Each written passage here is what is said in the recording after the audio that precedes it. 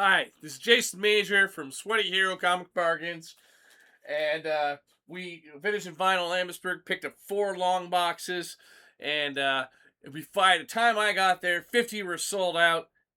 Ah! I'm the comic book guy. I'm supposed to do the inventory for him. And so here we're going to show you some more. I'm going to go to the video until the video length is about $5. $5, 5 minutes ish. So if I don't get to A to Z, we'll be doing it in another video. Okay. So let's see what we got here. Morgan Le Fay is the villain of Avengers 241. That's a great find. I'll be loving to keep that one because I enjoy old 80s Avengers. So then we got Avengers Unplugged. Avengers Unplugged is a strange title. I don't know why it's called Unplugged. I think it's like because that's like a reference to like when you go like unplugged acoustic guitar.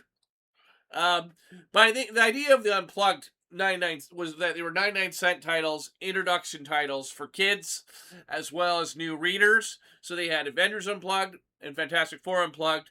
And then instead of having Spider-Man Unplugged, which is kind of ironic they didn't do that, they had Untold Tales of Spider-Man, which during the Clone Saga, that was your only way to read a Peter Parker Spider-Man was Teenage Spider-Man.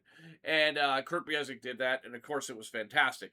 But Avengers Unplugged and Fantastic Four Unplugged, I find because they're like one-off stories, they're a lot of fun. I believe there's an X-Men one too called Professor Xavier and X-Men, which was kind of an Untold Tales too. Avengers West Coast annual here with War Machine. That's kind of fun and cool. We got an issue with I don't like just pinups of a character, but this pinup I do like that cover of Azrael. That's a cool one. Okay, I've never heard of Barney Google. Barney Google and Snuffy Smith, and this is kind of a funny title by Charlton. Charlton did a lot of these comic books. Beetle Bailey with Sarge Snorkel. So we got Beetle Bailey here, army character. We got some old like Golden Age stuff and Silver Age stuff. We got Western titles. We got Blazing Six Guns. This is kind of cool with or Straight Arrow is the name of the character. That's kind of neat. So some were westerns with cowboys, some were westerns with Indians. I know they're Native Americans now, but they were called Indians in the comics. Blondie. So that's again based on a comic strip. Dennis the Menace television special. And this is pretty thick actually. And it's from Fawcett. And it's a giant sized issue. I have 2 copies from Top Comics. Top Comics did trading cards, and these actually contain the trading cards. I am gonna open up one of these and read the story.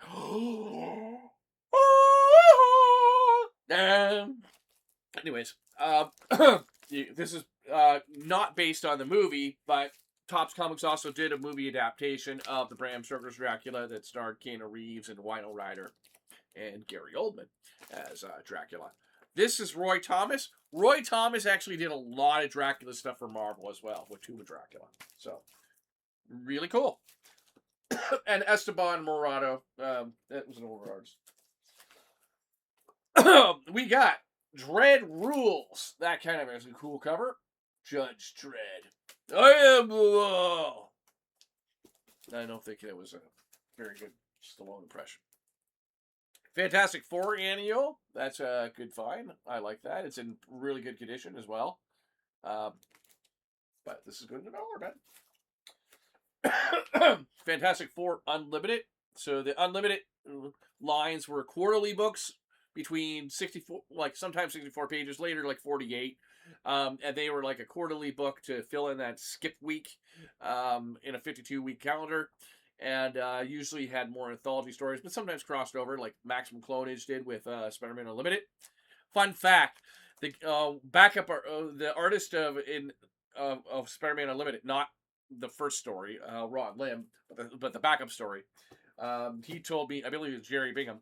He told me that helped pay for down payment for his house. There were so many copies sold. Foot Soldiers #1 by we got Foot Soldiers #1 from Dark Horse, which is Jim Kruger.